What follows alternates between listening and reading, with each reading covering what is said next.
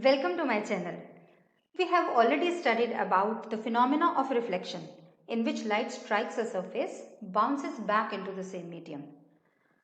But if light strikes a surface, enters inside and travels through it, then this phenomena will be called as refraction of light. This phenomena has many daily applications. To begin with, we will perform a few activities which are common yet interesting. So let's watch the activities first of all. I have taken two glasses. One is empty in which a pencil has been kept. In the other glass there is water. I'll put one pencil inside this glass also and just notice the difference. So now we can clearly see this pencil is looking absolutely straight, but this one is looking broken or bent at the surface of water. Let's observe it closely. So it is appearing broken at the surface of water. Now two lemons of almost same size, one in empty glass and other I have put in water. Notice the size.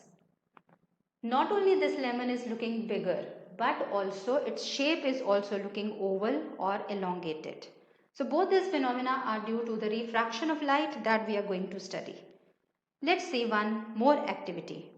Now these are two glasses. In one of them I have taken oil and in the other glass there is water. Now I will insert a candle first in water. Notice the surface and one candle in oil also. So we notice that both are appearing broken or bent. But can you notice the difference? In this case, extent of bending is much more than the other case. So why? What is the reason? To get the answers for all your questions, watch the video till the end. So we have seen in the activity that this candle is visible to us through water, visible to us through oil also, and both these things are kept in glass. So these two candles are visible through glass also and they are visible through air also. So all these things are the substances which is air, water, oil, glass, etc. through which light can pass. They are called as optical media. In the activity we have seen that when a pencil was kept in air or in an empty glass, it appeared straight, which suggests that when light is travelling through one medium, it always travels along a straight line path, rectilinear propagation of light. But when light is travelling in one medium and it enters into another medium, then at the surface which is separating the two media called as interface. So at the interface it changes its path. So this light is traveling from air. When it enters the water at the interface, it has changed its path or it bends. Just like we have seen in this case. Now this part of the pencil, so rays are coming from one direction, but this part of the pencil which is inside water, rays are coming from slightly different direction. So which suggests that light has changed its path inside the water. Now this phenomena of changing the path of light or bending of light at the interface is called as refraction of light. Cause of refraction is due to the difference in the speed of light in different optical media. It has been found that speed of light is fastest in vacuum, which is equal to this value. In air it is slightly lower. You can notice the slight difference in the value of speed of light in air.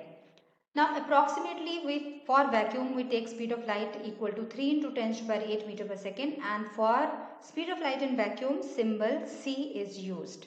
In all other optical media speed of light is smaller than this. So this is the cause why bending or refraction of light occurs, because speed of light is different in different optical media. But before we conclude this, let's understand with the help of few examples. Now let's say this is medium A in which light is travelling faster. This is medium B in which light is travelling with lesser speed. Now first we will consider these three rays which are falling at the interface normally, means at right angles. Now we can see they have passed straight without any bending or without any refraction. We can see with the help of this example also. This is white colored tube. You can see inside this bottle, and it is falling at right angles at the surface of this oil, and it has passed straight without bending. But when we keep anything at some angle or obliquely at the interface, then the rays will bend.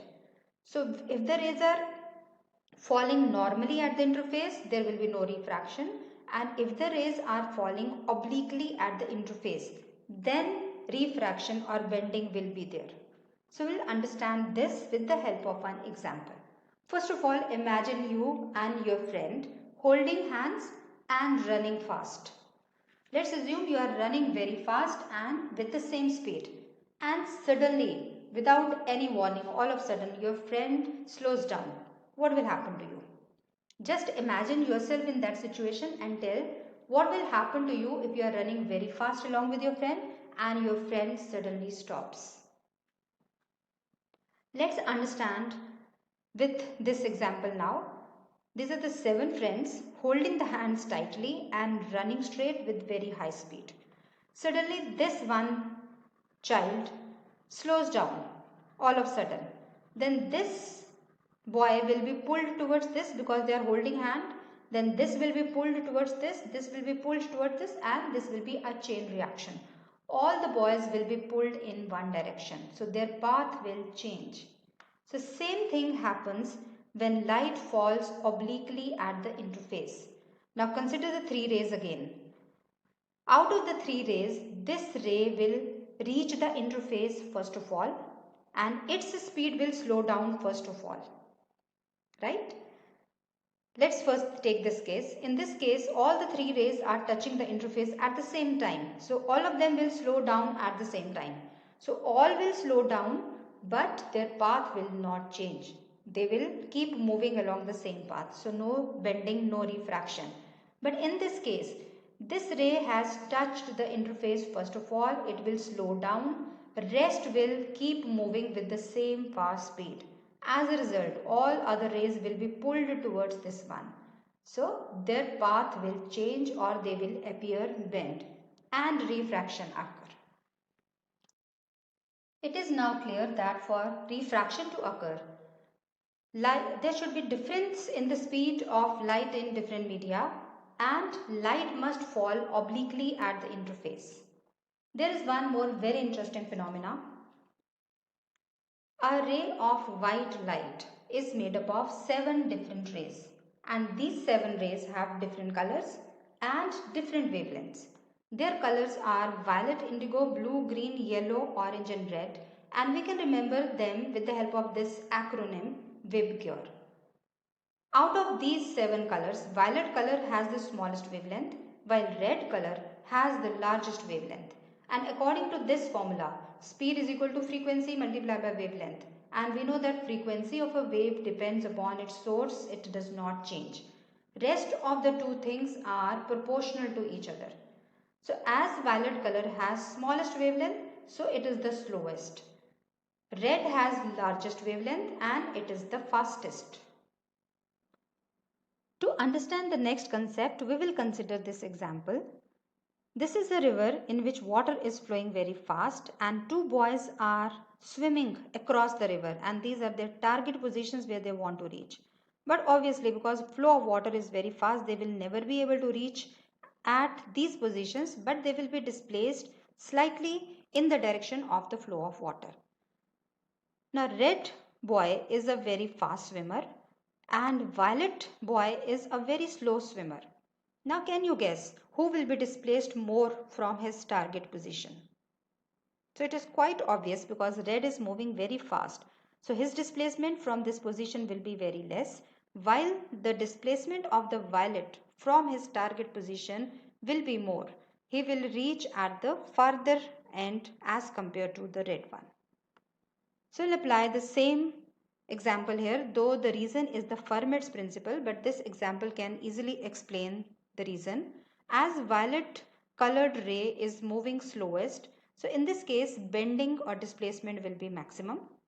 While red is moving fastest, therefore minimum bending will occur for red colored wave. We can also classify optical media into 2 types. If the speed of light in a medium is fast, we call that as optically rarer medium. If the speed of light is slow, it is called as optically denser medium. And we know that if speed is fast, there will be less bending in that medium, and if speed is slow, more bending will occur. Air is an optically rarer medium, while water and glass can be considered optically denser medium if they are compared with air. But if we compare them with each other, then water will be the rarer and glass will be the denser medium. So optically rarer and optically denser medium are two relative quantities. Now we'll consider this activity that we performed earlier. We can see here in this case bending of candle is much more than the bending of candle in this case, which is water. Now can you tell me in which case speed of light, in which of the two media speed of light is lesser? It is quite clear. Here bending is more, so speed of light is slower in case of oil than in case of water. And if speed is slow, it means optical density is more. So out of these two media, oil will be optically denser medium and water will be optically rarer medium. So I repeat, oil is optically denser while water is optically rarer medium. Now I would like to tell you one more thing here. If we take oil and water in a test tube or in a glass, which one will form the upper layer? Which one will float on the other? So we all know that oil will start floating on the surface of water. Now why? What is the reason? Here we will say that the density of water is more than the density of oil. Now this density is mass per unit volume. So density of water is more than density of oil, so it forms the lower layer. It is heavier than the oil. But if we are considering optical density, in that case optical density of oil is more. Bending of light will be more in oil than in water. So density and optical density, these are absolutely different terms. So you need to take care of this point. Now we have learned that when light moves from one optical medium to another optical medium, its path changes. Now we want to know in which direction will this path change. So to know this, we will compare the path of incident ray with the normal which is drawn at the point of incidence. So here we have three rules to explain this. Now suppose this is the rarer medium which is air and this is the denser medium which is water. Incident ray is coming from rarer and entering into the denser medium. Had there been no change in the optical media, this ray should have passed straight, but we can see it has bent. Now in which direction it has bent? We can easily see that it has bent towards the normal. So this is rule 1. If a ray is passing from rarer and entering into a denser medium, it will always bend towards the normal. See the rule 2 now. In this case, incident ray is in the denser medium and it is entering into the rarer medium. So, had there not been any change in the media, this would have been the path of the incident ray. But we can see, we have to compare it with normal. We can see it is moving away from the normal. So this is rule 2. When a ray of light passes from a denser to a rarer medium, it always bends away from the normal. And rule number 3, if a ray of light is falling normally or at right angles at the interface, then it passes straight without changing its path or without any refraction. One more thing we need to take care of here is, this is angle of incidence and this is angle of refraction, and we can see that angle of incidence is greater than angle of refraction. And in this case, angle of incidence is smaller than angle of refraction. So you need to take care of this point also. Consider a situation when light has traveled from one optical medium and has entered into another optical medium and still no bending or no refraction occur. So we will now see the conditions under which this situation can arise. First is when incident ray falls normally at the interface. In that case, it will pass straight without bending. Second condition is when light passes from medium 1 and enters into medium 2, even if it is falling obliquely at the interface. If the optical density of two media is same, then it will pass straight without bending. So these are the two conditions for no refraction, and that is all for today. If you have liked the video and you want to see more such videos, please click on the subscribe button. Thank you.